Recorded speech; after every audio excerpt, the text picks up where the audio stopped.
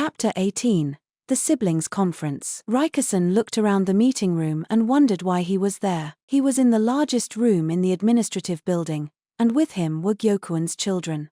8 of them, including Gyokuoyu, all seated at a round table. As far as Raikkonen was aware, Gyokuin had 13 children. One of them was Empress Gyokuyu.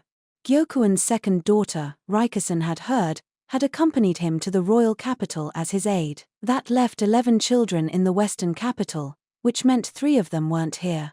Maybe it was just that hard to get everyone together at the same time, or maybe only one representative had been sent from each mother's brood. Raikkonen looked around at the siblings, matching them with his memory. Gyokuoyu was the oldest son, of course. To his left was the second son, and to his right, the third. The third son was on good terms with Empress Gyokuyu, and had met several times with His Majesty's younger brother as well.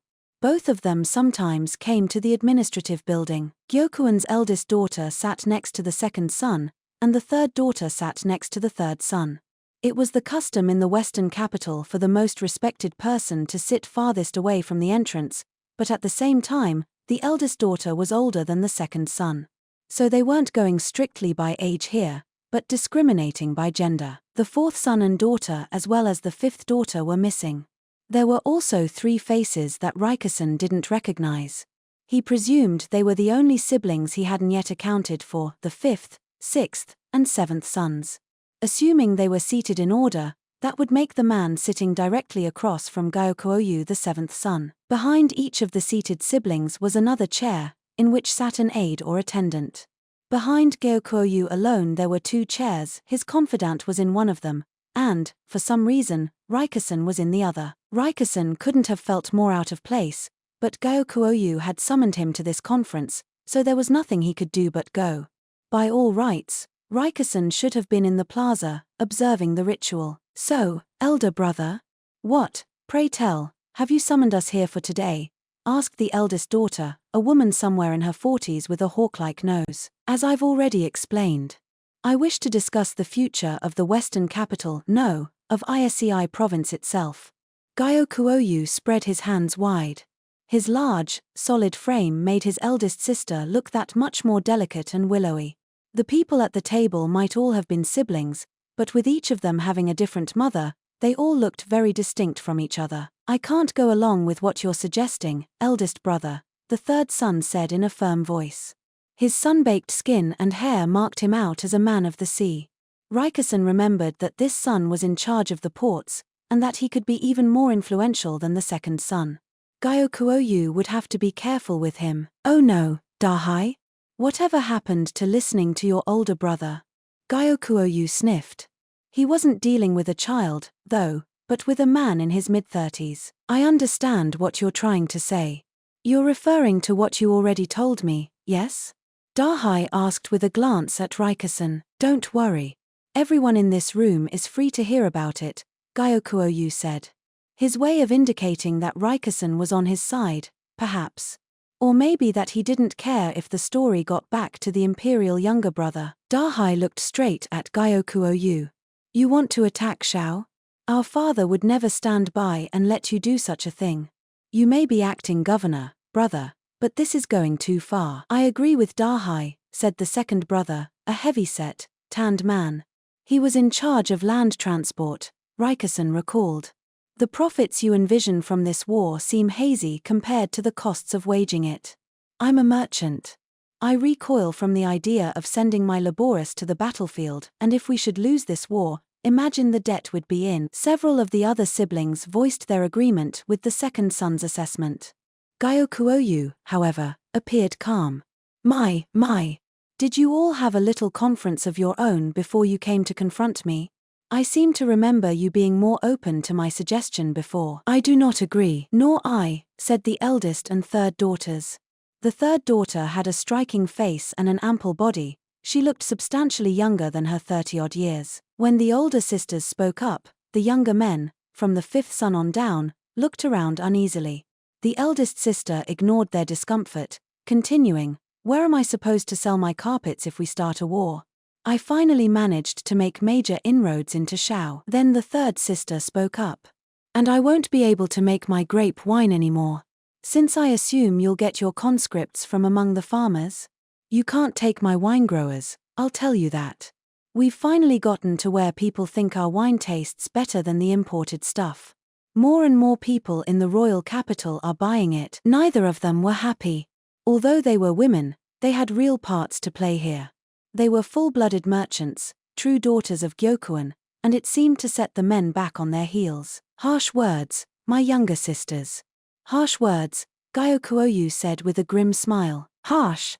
I've been entrusted with the Western capital's whole textile industry. If we go to war, our best work will cease to sell. Do you know how many craftspeople will end up on the street? Hundreds if not thousands of workers and their families would starve, and you expect me to just go along with this? I would need a guarantee of at least a decade of supply and security on the other side, or I don't even want to talk about it. My. Such demands. Gyokuoyu looked troubled. Just for a second, it almost seemed the younger sister had succeeded in out-talking her elder brother, but the concern soon disappeared from Gyokuoyu's face. From what I hear, land and sea transport, textiles, and winemaking are all doing quite well for themselves. They'll be able to continue happily in spite of the swarm. He stroked his chin, then turned to look at the three silent brothers. What about iron-making, ceramics, and animal husbandry? How are they doing? One man hesitantly raised his hand. He couldn't be older than Rikusen, maybe even quite a bit younger. He was small but muscular. From his seating position, Rikusen took him to be the fifth son. To be honest, not very well, he said. We built a blast furnace in the Western capital as father suggested, but it hasn't improved profitability. It was never going to. Why not? Aren't you doing the work? I know there's constant demand for iron. The third daughter narrowed her large eyes and looked at her little brother. We're working. But it doesn't happen like you think. The capital's port makes it easy enough to get iron ore, but we don't have fuel. Straw and sheep shit isn't enough to make an oven hot enough to melt metal. Kindling and charcoal are too expensive, and even if we could afford them, the city is overflowing with trade goods. Customers prefer higher quality metalwork from abroad. We could work all we like, and would still have to sell for the lowest price. Then make more valuable items, the third sister said. She clearly thought this should have been obvious. We will. But do you have any idea how much groundwork has to be laid before we can do that? Didn't you yourself get our father's help until the wine from our region started selling? Ahem. Well, yes, but, the third sister looked distinctly uncomfortable. I'm with fifth brother, said a heretofore quiet man in his mid-20s, raising his hand. They seemed to be speaking in order of age, which would make him the sixth son. Rikusen could only watch the siblings bicker, as inert as the chair he sat in. Ceramics, too, are difficult to manufacture without fuel. I'm as happy as any of you to see the Western capital growing by leaps and bounds as it has been, but at the same time, prices are going up. Especially for fuel, as our limited supply is split among more and more people. That's a simple fact of life. Unlike the fifth son, the sixth spoke calmly and rationally, but what he was saying was much the same. Guess that makes me last, the seventh son began. He still had a baby face, but his cheeks and ears were riddled with scars. As far as I'm concerned, you can oppose this war if you want. But I'm going to add 30% to the price of the wool from my flocks. What? Why? Demanded the eldest daughter, who was in charge of textiles. I've been holding down the price for ages now. Mother and father and grandpa have been talking among themselves. She's family, they say. Give her a good price, they say. But when I'm in charge, I want to do business at the proper price. Honestly, 30% is still a gesture of goodwill. It's just like our brothers said, as the Western capital grows, prices go up.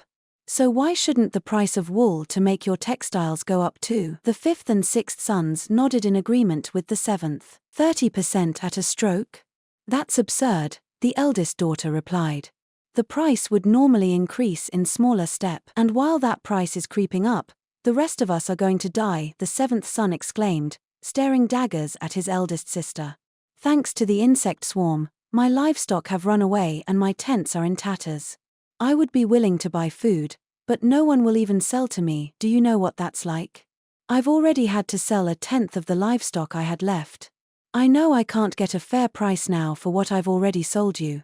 I was selling what wool and butter I had left to buy food, but now I can't even do that. You know, I've also been keeping down the price of sheep dung for the ironworks and pottery kilns. This winter looks like it's going to be a cold one. I won't have extra fuel to sell, and it's going to be all I can do to buy food for myself.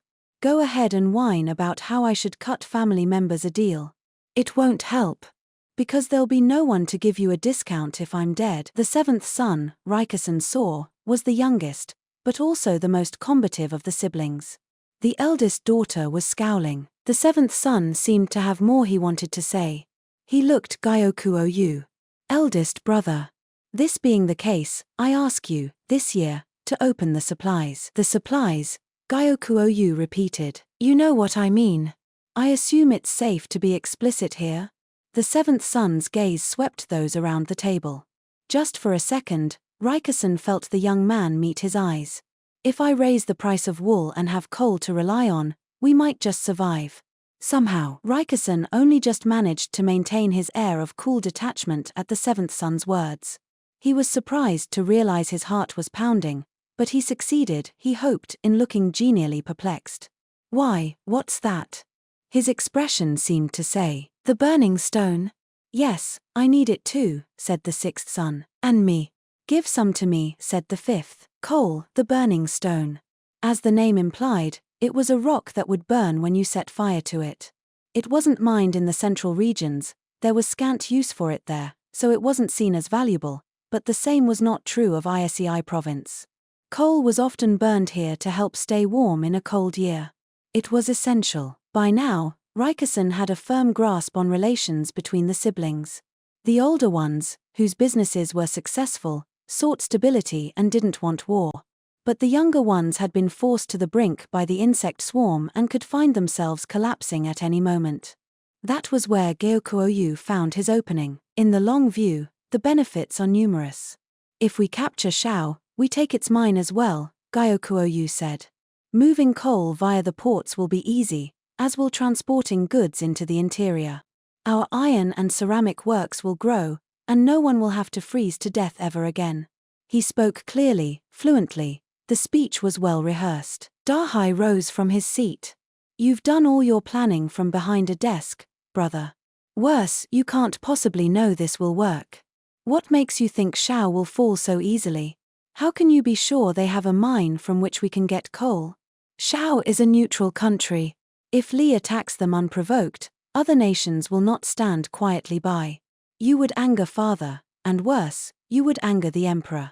His love for our sister you won't save you then, not even with your nephew in line for the throne.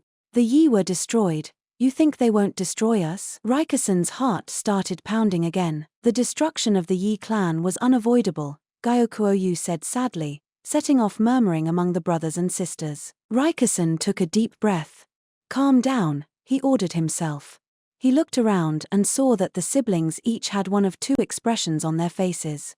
The older ones looked anxious, while the younger ones looked lost.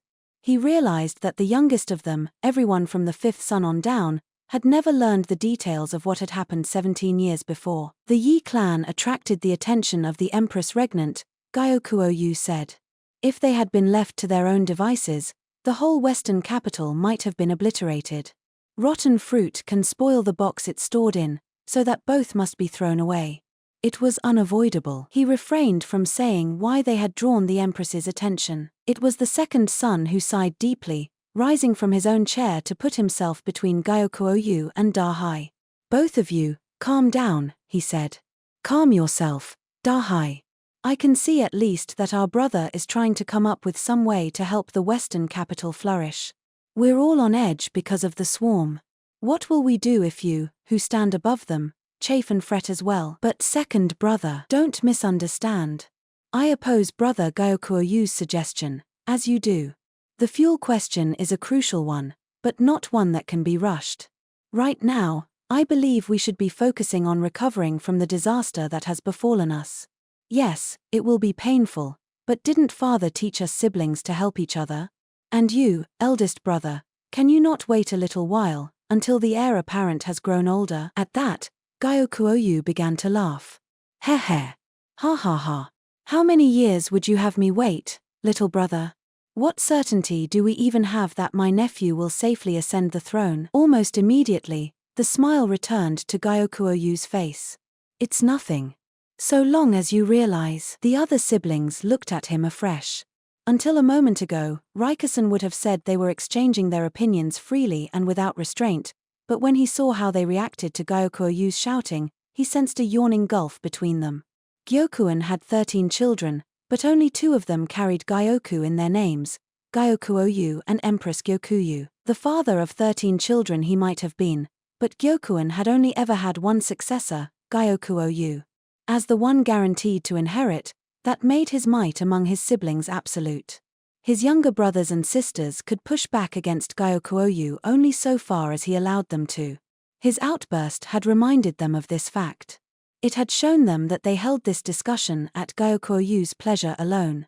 They were supporting actors whom Gyokuoyu had gathered on his stage. Needless to say, anonymous advisor was not a speaking part. And that's exactly what Rikusen was. The mood in the room had become intensely uncomfortable. The second son hesitantly returned to his seat. The talk, Rikusen thought, might normally have been more amicable, but the insect swarm had left everyone living reduced lives for nearly 3 months now. Gyokuen's own children were unlikely to starve, but the weight of the responsibilities they bore frayed their nerves. I am not speaking of groundless fears, Gyokuoyu said. I speak of the truth. Do you know how many of His Majesty's children have perished in the rear palace in these latter days? The brothers and sisters looked at each other in silence. You don't? Then let us ask someone who comes from that region. Rikusen, how many of the Emperor's honored children have left the world long before their time? Now all attention turned to Rikusen. So much for that minor role, he had been given a name. To have all of the siblings looking at him was almost unbearable, but there was nothing he could do except answer. When he was still the prince-in-waiting, 1. Since his accession to the throne, 3 of his children have died prematurely. There you have it. Think how young the heir apparent still is. One cannot be certain of a child's life until at least 7 years of age. Children of the imperial family were raised in better circumstances than those of the common folk, but even so, an infant could die all too easily, and even a grown child might still succumb to illness. Our younger sister Yu has a son, the heir apparent, and a daughter, a princess.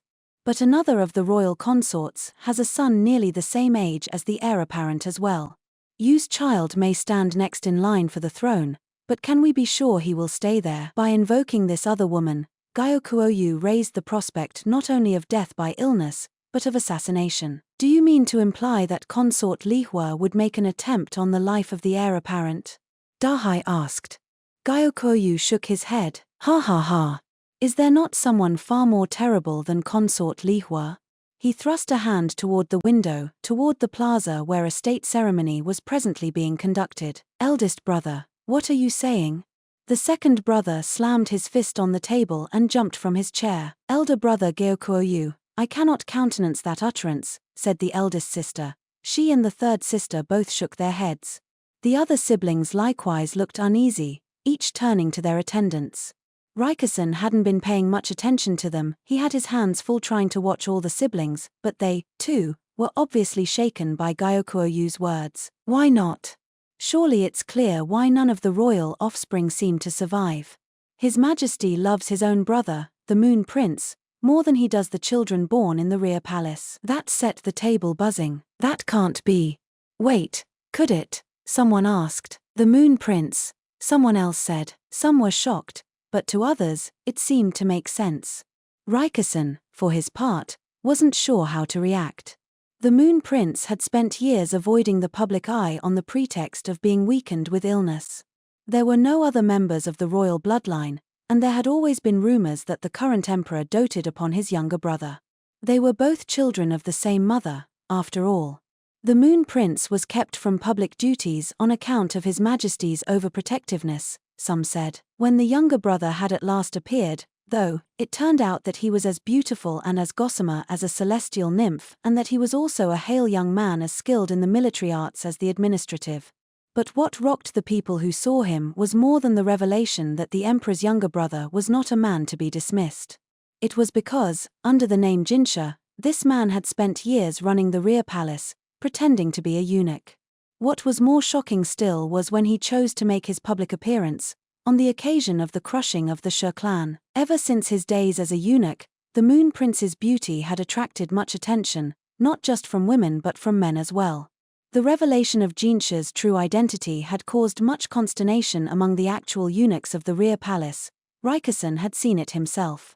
Many wondered whether they ought to retire, or perhaps hang themselves or cut their bellies. When the emperor was asked why he had allowed a member of the royal family to pretend to be a eunuch, he'd replied, to search out corruption. Indeed, the Shi clan, rulers of Shihoku province, had attempted a rebellion. Their destruction was fresh in the memory. "And what is this love you speak of?" The third daughter was blushing. She seemed to have another meaning of love in mind, but no one bothered to point that out. The possibility was indeed implied. "Have you not heard the stories about whether the Moon Prince is really the son of the former emperor?" Gyokuoyu said, "Yes, but that's all they are, hearsay. Even our father said the Moon Prince was much like the former emperor in the sovereign's younger days."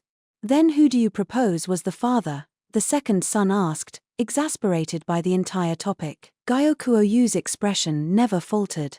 At that time, the Empress Dowager was simply the Empress. Only so many people could get close to a woman in her position. If it wasn't His former Majesty, it could only have been a family member. Gyokuoyu grinned, an expression that the people of the Western capital might have considered heroic. What he spoke of now, however, was foul. "Say, His present Majesty." "You're suggesting that the Moon Prince might be the Emperor's own son?" the fifth brother asked, going pale. Not only the other siblings but their attendants began muttering to each other. With the many nomadic tribes in Isei province, marriage among relatives was common, but relations between a parent and child were taboo. "Is it so hard to imagine?" asked Gyokuoyu. The former emperor was interested only in children and the Empress Dowager was not that young, but still young.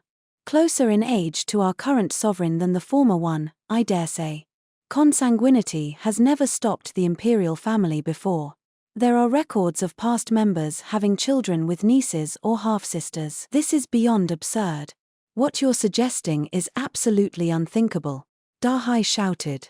All his deference toward his eldest brother had evaporated, and yet it explains everything. The imperial younger brother resembles His Majesty? Well, a son resembles his father. His Majesty dotes upon the Moon Prince. So does a father upon his son.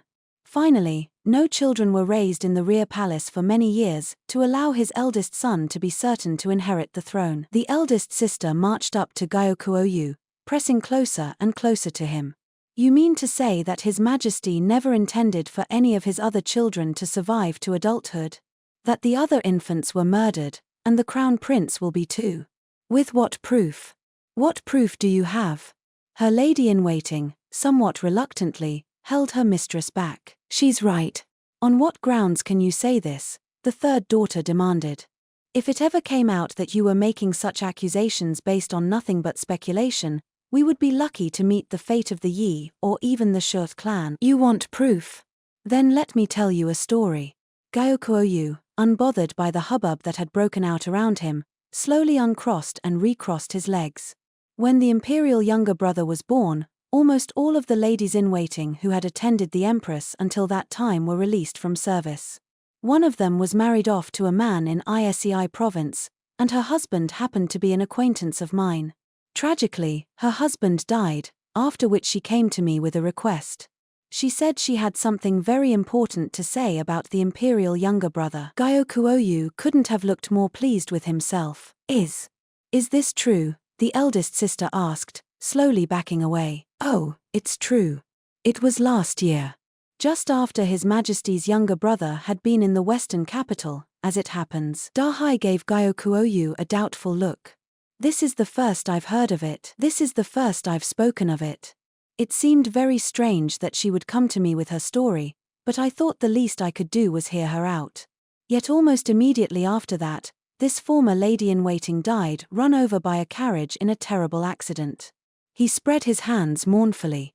The implication was clear. He wanted them to believe someone had tried to shut the woman up. Raikkonen felt himself break out in a damp sweat. This man, Gyokuoyu, had a perfect façade. He knew how to set the stage, and he knew how to needle others in their weakest places. He had no real proof of his claims, yet he would succeed in sowing doubt in the minds of everyone in the room about the circumstances of the Moon Prince's birth. He talked circles around them and invited them to this conclusion. Do you think the Moon Prince would deign to listen to what I have said? Would it be best I not speak of it? Does he know, or does he not know? Gyokuoyu's voice rang around the room as he declaimed. His gestures and motions were as studied as an actor's on the stage, and his tale, which by all rights should have been laughable, fell sweetly on the ear. Our father desired and desires the flourishing of the Western capital. Is that what we will gain by simply wagging our tails at the imperial family? If you say we should be their dogs, then I say we should have been destroyed 17 years ago. The Yi clan was named after the dog of the zodiac, and Gyokuoyu played on their name now to invoke the memory of their clan. The younger brothers and sisters who had opposed their elder no longer looked so certain. They had begun to wonder if they should meekly support the imperial family or not. This, Raikkonen saw, was what made Gyokuoyu so frightening. He would make them do that which they did not wish to. He knew now why he had been called here. It was a provocation. Gyokuoyu did not care if the imperial younger brother found out about this. That was why he had chosen Raikkonen, a hamstrung man. Just as the bat was neither bird nor beast, so Raikkonen belonged neither to the royal capital nor the western city. Gyokuoyu's tone filled Raikkonen's mind. It challenged him to speak if he dared, and asked what it would matter if he did. Now, we must get ready, Gyokuoyu said. We cannot let the ceremony conclude without our presence. All of you, go, prepare. At Gyokuoyu's urging, the siblings parted ways, with heavy hearts and long faces. Finally, only Dahai among them was left. Before he left the room, he turned to look at Gyokuoyu. Eldest brother. This ceremony we go to. I'll mind my manners for today.